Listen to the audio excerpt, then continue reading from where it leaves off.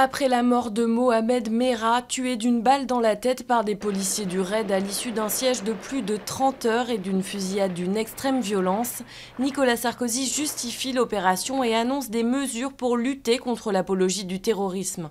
L'auteur des 3 tueries de Montauban et Toulouse portait un gilet pare-balles et voulait en découdre avec les policiers. 5 d'entre eux ont été blessés. L'enquête, elle, se poursuit. Une organisation liée à Al-Qaïda au Maghreb islamique a revendiqué les assassinats de Toulouse et plusieurs membres de la famille du tueur sont en garde à vue. Les frontières fermées jusqu'à nouvel ordre au Mali, annoncent des militaires qui ont renversé jeudi le président Touré, actuellement réfugié dans un camp militaire à Bamako.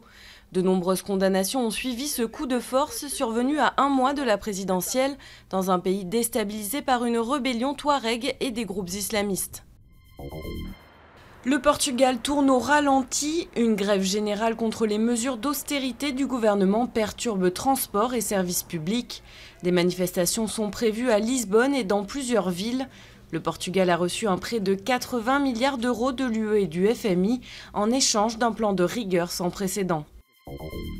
7 millions de fleurs, 1000 variétés de tulipes sur 32 hectares de massifs fleuris.